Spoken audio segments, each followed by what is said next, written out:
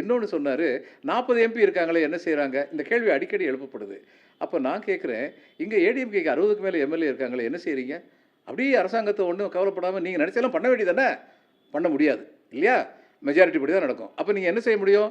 இதுல சட்டமன்றத்தில கேள்வி எழுப்ப முடியும். பொதுமன்றத்தில கேள்வி எழுப்ப முடியும். அதை இவர் பண்ணிக்கிட்டு இருக்காரு. இதுதான் ஜனநாயகம். இது மாரி தான் டிஎம்கே என்ன பண்ண முடியும்? இந்த 40 திமுக கூட்டணியில உள்ள 40 எம்பிக்கள் என்ன செய்ய முடியும்?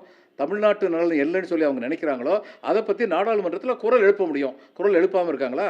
திரு அக்னீஸ்வரன் சொன்னாரு, இவரே வந்து பார்த்தாங்களே நீட்ட பத்தி, என்னாச்சு? அப்படின்னு சொல்லி கேட்டாரு. இத்தனை எம்பி போய் பார்த்தாங்களே, டிஆர் பாலு தலைமையில, என்னாச்சு? அப்படின்னு கேட்டாரு. திரு அக்னீஸ்வரன் அவர்களே, அந்த கேள்விய உங்ககிட்டயும் பிஜேபிட்டயும் நான் கேட்கணும். என்னாச்சு? அவர் வந்து உள்துறை அமைச்சர் என்ன பண்ணாரு? நீட்ட பத்தி ஏதாவது செஞ்சாரா? அதனால ஒரு வாத திறமையினால் உண்மைகளை வேறுபடுத்தி கூறுவது என்பது அது பாசிபிளா இருக்கலாம். ஆனா அது வந்து சரியில்லை. உண்மையை சொல்றதுன்னா என்ன? இன்னைக்கு நடக்கிறது வந்து ஒரு கொள்கைன்னு சொல்லி வந்தா, இந்த கூட்டணி டிஎம்கே உடைய கூட்டணியில் உள்ள எல்லோரும் அடிப்படை கொள்கைகளில் வேறுபாடு இல்லாதவர்களாக இருக்கிறார்கள்.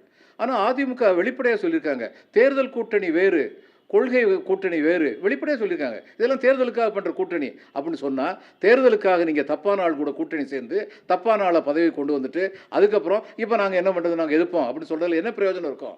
அதனால வந்து நன்றி எந்த நன்றி கூட்டணி